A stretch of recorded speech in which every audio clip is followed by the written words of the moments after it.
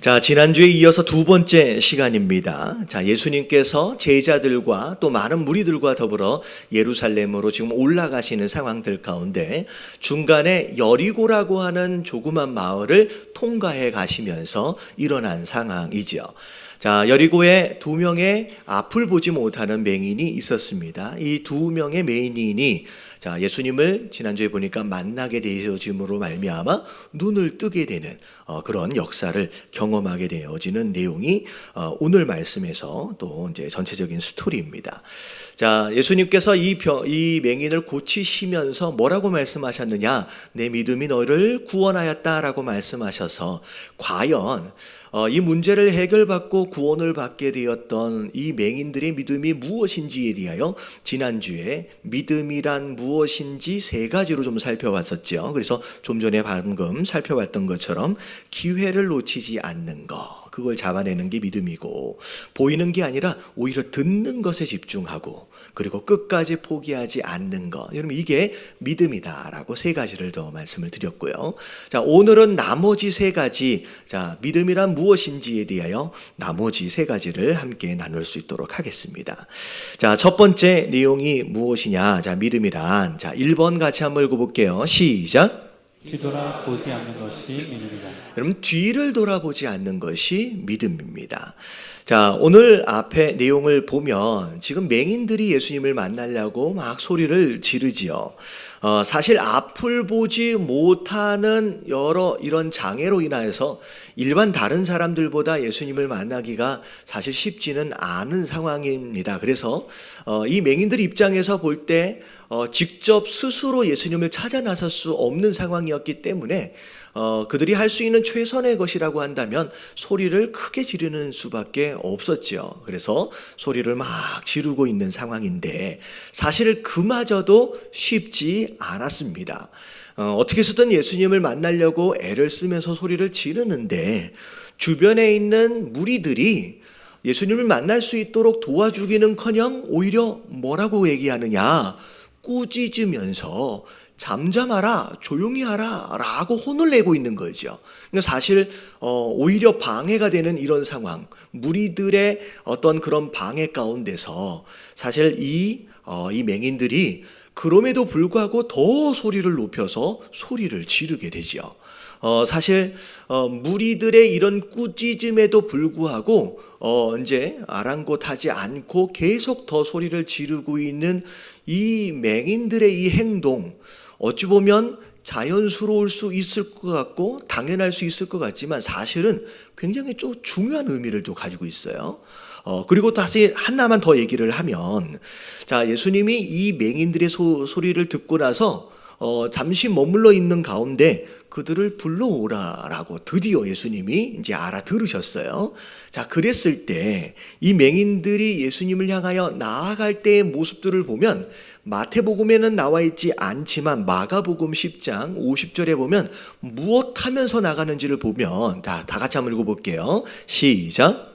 맹인이 겉옷을 내버리고 뛰어 일어나 예수께 나아오거늘. 예수님이 오라라고 말씀하셨을 때 그냥 나아간 게 아니라 뭘 버려두고 나갔어요? 걸치고 있던 겉옷을 버려두고 나갔다는 거죠. 자, 어찌 보면 무리들이 조용히 하라라고 했을 때도 듣지 않고 소리를 지르는 이들의 행동, 그리고 예수님은 오라라고 말씀하셨을 때 겉옷마저도 버려두고 예수님에게 달려나갔던 이 행동, 이 두 가지 행동이 사실 굉장히 중요한 의미를 갖아요. 자, 왜냐하면 자, 첫 번째, 무리들의 꾸짖음을 무시했다. 그러면 이 맹인들이 사실은 뭐 하던 사람이냐? 앞을 보지 못하기 때문에 스스로 일해서 먹고 살 수가 없어요. 그래서 길거리에 앉아서 구걸하여 연명하고 있는 거릴입니다. 거지예요.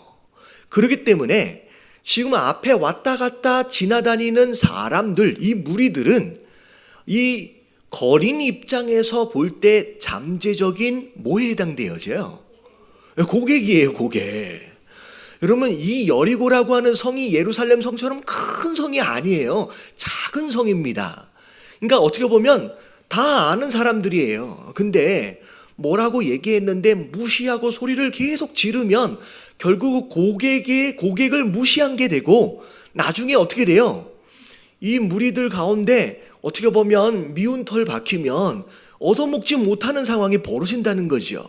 근데 이 지금 맹인들이 그걸 지금 생각하는 게 아니에요.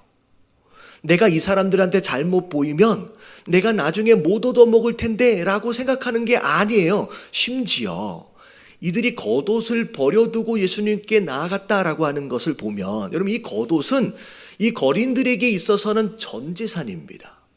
이게 다예요. 그리고 그날 밤에 이거 어떻게 하고 자야 돼요? 이거 덮고 자야 돼요. 그리고 심지어 이때 당시에 모든 사람들은 자기 신분에 맞는 옷을 입습니다. 제사장은 제사장의 옷, 레위인은 레위인의 옷, 심지어 세리마저도 그들의 옷이 있어서 옷을 입은 것을 보면서 이 사람의 신분이, 이 사람의 역할이 뭐구나라고 하는 걸 알아요. 심지어 거린들도 거린들의 옷이 있어서 이것을 입고 있으면 이 사람은 암묵적으로 구걸해도 된다라고 하는 허락이 주어진 그런 상태라고 생각하시면 돼요. 그러면 이 겉옷을 벗어 던졌다, 이걸 잃어버리면 내일부터 덮고 자야 할 이불도 없을 뿐만 아니라 뭐 할 수도 없는 거예요. 이제는 구걸하지도 못하는 상황이 되는 거예요. 그런데 그럼에도 불구하고 이 맹인들이 무리들의 말을 무시하고 이 겉옷가지를 벗어두고 나서 예수님께 나아갔다라고 하는 것은 뭘 의미하느냐? 이 거린들 마음 가운데 예수님을 만나고 나서 다시 거린의 자리로 돌아올 생각이 있다 없다? 없는 거예요. 다시 구걸하여 연명하며 사는 그 거린의 자리로 돌아올 생각이 있었다라고 한다면 무리한테 그렇게 하면 안 되죠. 다시 돌아와서 구걸하여 그렇게 살아가야 된다라고 하는 것을 생각하고 있는 사람이라고 한다면 여러분 겉옷을 챙겨야 합니다. 이 겉옷도 버려두고 무리가 뭐라고 얘기하든 상관하지 않고 더 높은 소리를 질러서 예수님을 만나려고 했던 이 거린들, 이 맹인들의 마음 안에는 다시 이 자리, 이 길가로 돌아올 생각이 없는 거예요. 여러분 이게 믿음이에요. 왜 믿음이냐?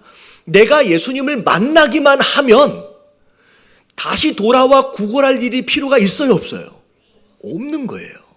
내가 예수님을 만나고 내가 뭔 문제를 해결을 하면 다시 와서 거린처럼 구걸하면서 이렇게 살아야 할 필요가 없다라고 하는 마음이 있는 거예요. 여러분 진짜 그 믿음이 있다라고 한다면 돌아올 필요도 없고 그것에 대하여 걱정할 필요가 없다라는 거예요.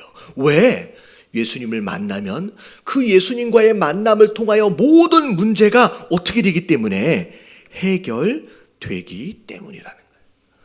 여러분 정말로 예수님을 의지하고 믿고 따르기 원하시는 분은 아멘 하십시다. 정말로 예수님을 의지하는 가운데 예수님이 내 인생을 책임지실 것이다 라고 하는 걸 진짜 믿는다라고 한다면 여러분 돌아갈 것을 고민하지 않아요. 여러분 많은 사람들이 성도 되어진 자들임에도 불구하고 예수님을 의지한다, 예수님께 내 삶을 맡겼다라고 고백하고 있음에도 불구하고 자꾸 뒤를 돌아봅니다. 뭐 때문에? 내가 이제 어떻게 먹고 살까에 대한 문제들 때문에. 그러니까 어떻게 보면 이 거린들이, 이 맹인들이 내가 앞으로 어떻게 먹고 살까를 걱정했다라고 한다면 이런 행동을 하지 않았겠지요. 하지만 많은 사람들이 앞으로 먹고 살 것에 대한 걱정과 근심으로 말미암아 자꾸 뒤를 돌아보는 거예요. 많은 경우들이 이 문제들 때문에 넘어지게 됩니다. 근데 오늘 하나님 말씀하시는 게 뭐냐면 진짜 네가 나를 의지하느냐? 나를 믿느냐? 네 삶을 나에게 맡겼느냐? 그러면 이후의 모든 삶, 먹고 사는 문제를 비롯하여 모든 것들에 대하여 이제는 뒤돌아보지 말라라고 말씀하시는 거예요. 그래서 여러분들 잘 아시는 찬양 있잖아요. 어떤 찬양이었어요? 주님 뜻대로 살기로 했네. 주님 뜻대로 살기로 했네. 주님 뜻대로 살기로 했네. 뒤돌아보지 않겠네. 뒤돌아서지 않아요? 뒤돌아서지 않겠네. 그럼 주님 뜻대로 살기로 했으며 이미 그 인생을 하나님이 책임지시는 줄로 믿습니다. 그러면 더 이상 돌아볼 필요가 없다라는 거예요. 그래서 자, 마태복음 6장 31절부터 32절까지의 말씀을 보면, 자, 31절만 한번 읽어볼게요. 시작. 무엇을 먹을까, 무엇을 마실까, 무엇을 입을까 하지 말라. 네, 먹고 사는 문제들에 대하여 걱정하지 말래요. 염려하지 말래요. 뭐라고 말씀하시냐? 이는 다 이방인들이 구하는 거래요. 여러분, 이방인들은 하나님을 모르는 사람이에요. 하나님을 아직 못 만난 사람들이에요. 이들이나 그거들의 먹고 사는 문제들에 대하여 걱정한다라고 말씀하시는, 그건 너희가 걱정하고 너희가 염려할 일이 아니다. 그러면서 너희 하늘 아버지께서 이 모든 것이 너희에게 있어야 할 줄을 어떻게 다 아신다라는 거예요. 여러분, 걱정하지 마시길 주님의 이름으로 축원합니다. 여러분, 심지어 하나님은요, 우리 인생뿐만 아니라 누구까지도 생각하시느냐. 여러분, 이게 원래 신명기에 나와 있는 말씀인데 디모데전서 5장 18절에 인용해서 뭐라고 나와 있냐. 같이 한번 읽어볼게요. 시작. 성경에 일렀으되 곡식을 밟아 또는 소의 입에 마음을 씌우지 말라 하였고 또 일꾼이 그 싹을 밟는 것을 마땅하다 하였느니. 네. 곡식이 발로, 아니 곡식이 아니라 소가 발로 곡식을 밟아서 떨어요. 근데 사람들이 소 입에다가 망을 씌운다는 거예요. 왜 망을 씌워요? 이게 막 밟다가 음식이 밑에 있으니까 먹으니까 망을 씌운다는 거죠. 근데 하나님은 뭐라고 말씀하시냐? 망을 씌우라, 씌우지 말라. 씌우지 말라는 거예요. 왜? 소가 그걸 먹는 것이 당연하다는 거예요. 왜? 그가 지금 뭐 하고 있기 때문에? 수고하고 있기 때문에. 하물며 소가 일하는 가운데 그의 먹을 것까지를 지금 하나님이 채우고 계시는데, 공급해주고 계시는데, 여러분, 우리의 먹고 사는 문제를 여러분 하나님이 책임지시지 않겠느냐라는 거예요. 여러분, 이 문제에 대해서 하나님 앞에 완전히 맡겨드리지 않으면 계속 무언 일인가를 할 때마다 뒤돌아보는 일들이 자주 벌어지게 된다는 거예요. 여러분, 성경에 보면 뒤돌아보다 낭패 본 사람이 한 명이 있어요. 아주 큰 낭패를 봤죠. 누구예요? 롯의 아내. 소돔과 고모라가 망하고 있어요. 하나님의 은혜로 이들이 구원을 받았어요. 절대 뒤돌아보지 말라 그랬는데 가다가 롯의 아내가 뒤를 돌아봤어요. 왜 돌아봤을까요? 그동안에 쌓아놨던 것이 너무 아쉬운 거예요. 그리고 지금 성에서 나오고 나서 황량한 광야를 보니 이제 어떻게 먹고 살까가 걱정이 되는 거예요. 그래서 뒤돌아보다가 뭐가 되어버렸어요? 소금 기둥이 되어버립니다. 여러분, 이게 우리의 모습일 수 있다는 거예요. 여러분, 하나님이 구원하셨다라고 한다면 구원하신 이후의 삶도 하나님이 책임지시는 줄로 믿습니다. 그것을 우리가 진짜 믿으면 그런 먹고 사는 문제든 무엇에 대한 문제든 볼 필요가 없어진다라는 거예요. 옆에 계신 분들에게 인사 좀 해주세요. 뒤돌아보지 맙시다. 다시 한번 하나님이 책임지신답니다. 그래서 이런저런 이유들로 인하여서 스스로 내가 예수님 제자 되고 싶습니다 라고 고백했음에도 불구하고 이런저런 이유로 핑계하고 미루고 있는 자들을 향하여 예수님이 뭐라고 말씀하시느냐? 누가복음 9장 62절. 자, 다 같이 한번 읽어볼게요. 시작. 예수께서 이르시되 손에 쟁기를 잡고 뒤를 돌아보는 자는 하나님의 나라에 합당하지 아니하니라 하시니라. 예, 손에 쟁기를 잡았다라고 한다면 이게 무슨 뜻이냐? 내가 뭘 해야 하는지를 안 거예요.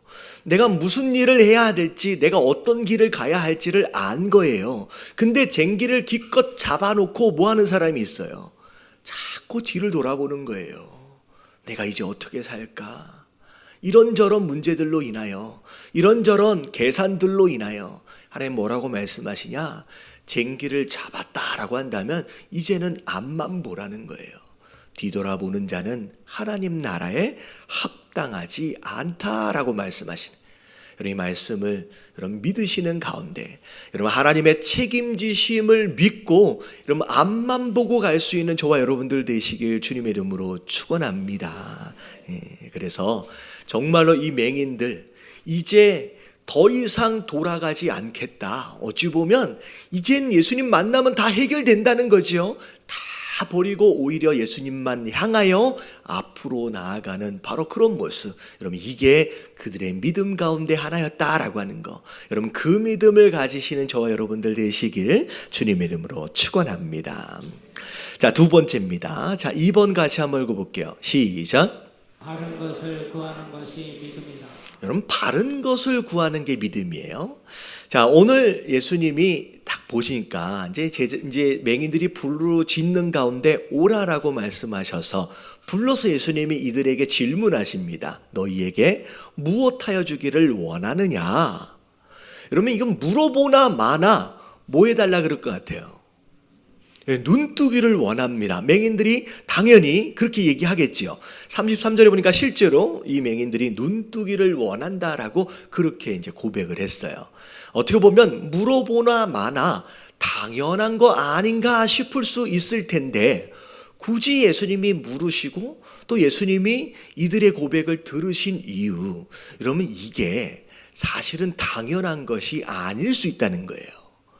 자, 우리가 신앙생활을 할 때 여러분 이런 경우들이 많이 있어요. 제가 어떤 이야기를 하나를 더 들려드릴게요. 옛날 이야기예요. 하나님이 어떤 거린에게 나타나셨대요. 거지에게 나타나셔서 내가 너한테 3가지 소원을 들어줄게. 뭐든지 얘기해라. 뭐든지 얘기해라. 그러면 내가 다 들어줄게 라고 얘기했더니 이 거지가 곰곰이 생각을 하더니만 이거다. 자, 3가지 소원을 들어달라고 하나씩 고백을 하는 거예요. 자, 하나님, 제가 하루 종일 바닥에 앉아 있으니까 너무 엉덩이가 아픕니다. 그래서 푹신푹신하게 깔고 앉아 있을 수 있는 최고급 라텍스 깔판 하나만 주시옵소서라고 첫 번째 소원을 쓴 거예요. 그 다음에 두 번째 소원이 뭐냐면 밤에 날씨가 추워가지고 아니 이렇게 지금 덮고 있는 이 이불을 보니까 너무 얇어. 하나님, 제가 저녁 때 덮고 잘 때 절대 춥지 않을 수 있게끔 오리털로 채워져 있는 침낭 하나만 들어주세요 라고 두 번째 소원을 쓴 거예요. 그리고 마지막 소원 세 번째가 뭐냐면 앞에 구걸하면서 쓰고 있는 깡통이 너무 오래됐어. 그래서 하나님 이게 너무 오래되고 너무 후져서 이거 기왕이면 이태리 스타일로 멋있게 디자인된 깡통 하나만 그렇게 선물로 주세요 라고 소원을 3가지를 썼대요. 잘한 거예요? 와, 진짜 답답하죠. 이게 왜 답답해요? 여러분 구할 것을 제대로 구하지 못했어요. 여러분 맹인들 입장에서 잘 생각해 보세요. 여러분 맹인들이 왜 지금 길가에서 거린으로 살고 있어요? 여러분 앞을 못 봐서예요. 여러분 앞을 보지 못하기 때문에 이 문제 때문에 지금 이 모든 문제가 시작이 된 거예요. 근데 많은 사람들이 예수님을 앞에 두고 뭘 구하냐면 좀 전에 이야기했던 그 거린처럼 아니면 지금 한 푼이나 달라고 그렇게 구하고 있다라는 거예요.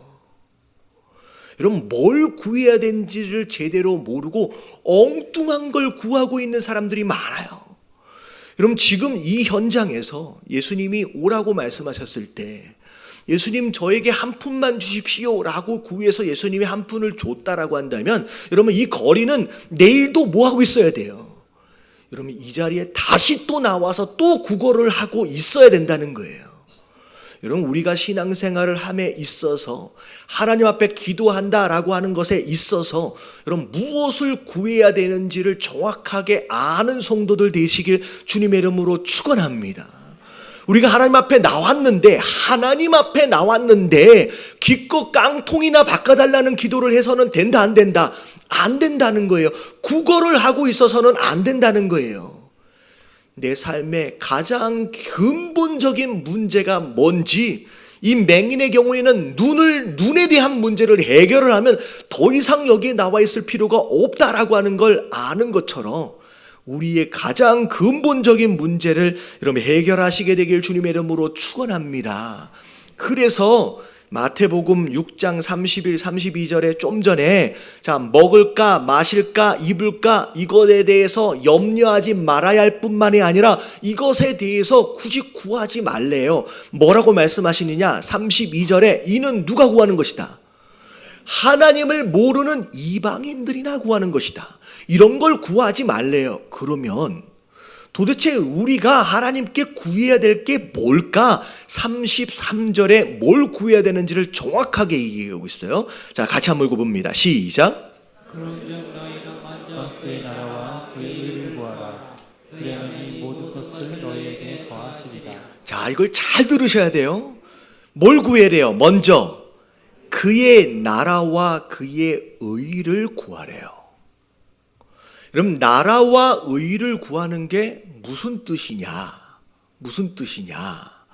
그러면 이걸 마치 네가 교회에서 열심히 봉사하고 헌신을 하면 내가 네 가정에서 필요한 모든 것들을 알아서 채워줄게 라고 하는 식으로 해석하면 안 돼요. 여러분, 이건 그런 내용이 아니에요. 자, 이 그의 나라와 의를 구한다는 게 무슨 뜻이냐? 여러분, 그의 나라는 누구의 나라예요? 여러분, 하나님의 나라예요. 그의 의는 누구의 의예요? 하나님의 의예요. 여러분, 하나님의 나라와 하나님의 의가 무엇인지를 정확하게 알아야 됩니다. 이건 이제 교회 와서 많이 봉사하고 헌신한 얘기가 아니에요. 그것도 포함하고 있지만 근본적으로 그것을 이야기하는 게 아니에요. 여러분, 뭐가 하나님 나라예요? 여러분, 하나님의 나라를 구하라 그랬는데 뭐가 하나님의 나라인지를 알아야지요. 여러분, 하나님의 나라는 장소가 아니에요. 여러분, 하나님의 통치가 있는 곳이 하나님의 나라인 줄로 믿습니다. 왜 저기가 하나님의 나라고 왜 천국이냐? 거기에서는 오로지 누구의 통치? 하나님의 다스림과 통치가 완벽하게 이루어지는 곳이에요. 그래서 천국이고 그래서 하나님 나라예요. 그래서 우리의 삶 가운데도 하나님의 다스림과 통치가 이루어지고 있다라고 한다면 내가 이 땅에 살고 있을지라도 나는 누구를, 어느 나라를 경험한다? 하나님 나라를 경험하게 되는 거예요. 다시 말하면 하나님 나라를 위하여 기도하라, 그걸 구하라라는 것은 하나님의 다스림과 통치의 회복을 위해서 기도하라는 얘기예요. 그리고 하나님의 의라고 하는 것은 하나님의 뜻인데 누구의 뜻이 내 삶을 통하여 이루어져야 하느냐? 하나님의 뜻, 하나님의 의가 내 삶을 통하여 이루어져야 된다는 거예요. 그래서 이게 뭘 얘기하느냐? 우리 인생의 모든 문제는 무엇 때문에 시작되었느냐? 하나님의 뜻과 하나님의 통치를 잃어버리는 것에서부터 시작된 거예요. 그래서 왜 에덴 동산이에요? 거기는 하나님의 완벽한 다스림과 통치가 있었고 그 하나님의 뜻이 완벽하게 이루어졌습니다. 근데 그 장소에 죄가 들어옴으로 말미암아 뭐가 깨뜨려졌어요? 하나님의 통치가 깨져버렸어요. 하나님의 뜻이 깨져버렸어요. 그때부터 모든 인생의 문제가 시작이 된 거예요.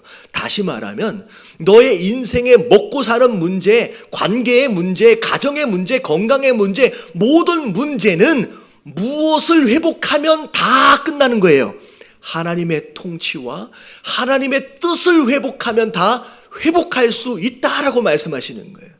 여러분, 이 문제는 네가 내 일을 도와주면 내가 너희를 도와줄게라고 하는 개념이 아니라 모든 문제의 핵심, 가장 큰 문제를 풀어내면 나머지 문제들은 어떻게 되어진다? 자연스럽게 풀려지게 된다라는 거예요. 마치 이 맹인들의 문제는 뭐였어요? 눈을 뜨는 문제. 여러분, 이 문제를 해결하면 더 이상 나와서 구걸할 필요가 없게 되는 것처럼, 여러분, 우리의 문제, 가장 근본적인 하나님의 통치와 뜻에 대한 문제를 먼저 구하여 해결할 수 있는 저와 여러분들 되시길 주님의 이름으로 축원합니다. 그래서 우리가 하나님 앞에 나와서 기도할 때 마치 거린들처럼 한 푼 줍시오 라고 하는 식의 기도를 이제는 정리하셔야 돼요. 이건 누가 하는 기도래요? 여러분, 이방인들이나 하는 기도래요. 여러분, 그것을 위한 기도가 아니라 하나님, 내 삶 가운데 하나님의 다스림과 통치를 회복하여 주시옵소서. 내 삶을 통하여 하나님의 뜻이 온전히 이루어지길 원합니다. 그러면 이 기도를 통하여 모든 문제의 뿌리를 해결하시는 저와 여러분들 되시길 주님의 이름으로 축원합니다. 옆에 계신 분들에게 인사 좀 해주세요. 하나님 앞에서는 구걸하지 맙시다. 구걸하지 마세요. 여러분, 이거는 이방인들이나 하는 거래요. 자, 마지막 세 번째. 자, 뭐가 믿음이냐? 자, 다 같이 한번 읽어봅니다. 시작. 결국 예수님을 따르는 것이 믿음이다. 자, 34절에 보니까 자, 예수님이 눈을 만져주셨어요. 자, 그래서 보게 됐습니다. 그런 상황 가운데 그들이 예수님을 뭐 했다? 따라갔다라고 얘기하고 있어요. 여러분, 이게 결론이에요. 여러분, 고침을 받고 난 뒤에, 구원을 받고 난 뒤에 이제 어떻게 사느냐가 훨씬 더 중요해요. 여러분, 구원을 받는 거, 여러분, 천국을 받는 것은 여러분 신앙생활의 결론이 아니에요. 끝이 아니에요. 여러분, 내가 예수님을 만나서 구원을 받았어요. 예수님을 만나서 내 삶의 문제를 해결했어요. 여러분, 이게 끝이 아니라 여기서부터는 시작이에요. 이제 어떻게 살아가야 하느냐라고 하는 부분에 있어서 첫 번째 단추를 끼운 것이다 라고 생각하셔야지, 아, 내가 이제 구원받았으니까 이제는 아무렇게나 살아도 된다. 그러면 이게 아니다라는 거예요. 여러분, 구원을 받았습니다. 여러분, 오늘같이 이 맹인들이 이 문제를 해결을 받았어요. 그 다음에 이들이 어떻게 했냐라고 하는 것이 진짜 믿음의 완성으로 가는 길이라는 거예요. 이들이 뭐 했대요? 예수님을 따라갔대요. 여러분, 예수님을 따라가는 삶이 여러분 진짜 믿음이에요. 그래서 제가 종종 그런 표현을 합니다. 믿음은 뭐가 바뀌는 거다? 주인이 바뀌는 게 믿음이래요. 주인이. 그럼 내 삶의 주인이 누군지를 확인하려면 뭘 확인하면 되냐면, 내가 지금 무엇을 따라가고 있느냐라는 것을 확인하면 그게 내 삶의 주인이에요. 내가 무엇인가를 결정하고, 내가 무엇인가를 판단하고, 내가 무엇인가를 이루려 할 때 나를 끌고 가는, 어떻게 보면 내가 쫓아가는 그 대상이 이 세상의 성공이라고 한다면, 아직 나는, 내 삶의 주인은 누군 거예요? 세상인 거예요. 내 삶을 이끌어가고 있는 주체가 돈이라고 한다면 아직 내 삶의 주인이 뭔 거예요? 돈이에요. 내 삶을 끌고 가는 주체가 인간적인 관계다라고 한다면 아직 내 삶의 주인은 사람인 겁니다. 그럼 내 삶의 주인이 누구냐라고 하는 게 가장 중요해요. 여러분, 이게 믿음이에요. 신앙은 주인이 바뀌는 거예요. 예수님 만나기 전에는 돈이 주인이었죠. 예수님 만나기 전에는 세상의 주인이었어요. 사람이 중요했죠. 근데 예수님을 만나고 난 뒤에는 이 주인이 누구로 바뀌는 거예요? 예수님으로 바뀌는 거예요. 그럼 예수님으로 바뀌었으면 이제부터는 누굴 따라가는 거예요? 예수님을 따라가는 거예요. 그래서 요한복음 12장 26절의 말씀을 보면, 자, 같이 한번 봅니다. 시작. 사람이 나를 숨기려면 나를 따르라. 나 있는 곳에 나를 숨기는 자도 거기 있으리니 사람이 나를 숨기면 내 아버지께서 그를 귀히 여기시리라. 사람이 나를 섬기려면, 네가 성도냐, 네가 나를 예배하는 자냐, 그러면 나를 뭐하라? 따르라 라고 말씀하시. 따르는 게 뭔지에 대해서 좀 더 설명하는 게 뭐냐면, 내가 있는 곳에, 나 있는 곳에 나를 섬기는 자도 거기 있으리니 라고 말씀하시면서, 예수님을 따라간다라고 하는 것은 예수님이 있는 장소에 함께 머무를 줄 알고 예수님이 가시는 길에 함께 동행할 줄 아는 사람, 그게 나를 따르는 삶이고 그게 성도다라고 예수님 말씀하고 계시는 거예요. 그러면 이 신앙생활은 구원받는 것으로 끝이 아니에요. 그럼 이미 구원받은 자로서 이제는 누굴 따라가야 돼요? 예수님을 따라가야 하는 줄로 믿습니다. 그래서 여러분 이게 왜 중요하냐? 우리의 신앙생활, 우리의 교회 생활을 신약에 보면 광야교회라고 하는 단어로 설명하고 있어요. 그러면 이 광야교회라고 하는 이 설명은 굉장히 많은 의미를 포함하고 있는데, 여러분 이 광야교회는 뭘 비유해서 설명하신 것이냐? 애굽에서 종살이를 하던 이스라엘 백성들이 가나안 땅 안에 들어가기 위해서 잠시 지나갔던 어디의 삶? 광야의 삶. 여러분 이걸 이제 광야거든요. 이게 이제 교회 생활이라고 말씀을 하시는 거예요. 근데 이게 중요한 게 뭐냐면, 여러분 광야는 우리가 머무를 곳이 아니잖아요. 결국은 우리가 어디로 들어가야 돼요? 가나안 땅으로 들어가요. 거기에 쉼이 있고 거기에 안식이 있거든요. 근데 거기에 빨리 들어가려면 이 광야를 빨리 가야 되는데, 지나쳐 가야 되는데 어떤 상황이 벌어졌는지를 우리가 아시잖아요. 애굽에서 나왔어요. 홍해를 건넜어요. 그러면 홍해를 건넜다라고 하는 것은 이미 구원받은 하나님의 백성들인 거예요. 자, 우리가 이미 구원받은 줄로 믿습니다. 우리가 세상에서 나왔어요. 그리고 홍해를 건넜다라고 하는 건 신약에서 세례와 침례를 받은 거예요. 여러분 이미 구원을 받은 거예요. 근데 홍해를 건너자마자 가나안 땅이 아니에요. 홍해를 건너자마자 뭐가 있어요? 광야가 있어요. 이 광야를 지나쳐서 가나안 땅으로 가는데, 이 광야에 어떤 일들이 있어졌는지를 여러분들 기억하셔야 돼요. 이 가나안 땅을 가기 전에 하나님이 불기둥과 구름 기둥을 통하여 인도해 가시는 거예요. 가나안 땅까지 가려면 여러분 이 출애굽한 이스라엘 백성들이 무엇을 따라가야 돼요? 불기둥과 구름 기둥을 따라가야 되는 거예요. 여러분 이것을 끝까지 순종함으로 따라간 자들은 결국은 가나안 땅에서 안식과 쉼을 누리게 되는데, 여러분 중간에 이렇게 저렇게 불순종하고 불평하고 원망했던 자들은 기껏 구원을 받았음에도 불구하고 가나안 땅은 못 들어가고 어디서 다 죽었어요? 광야에서 다 죽었어요.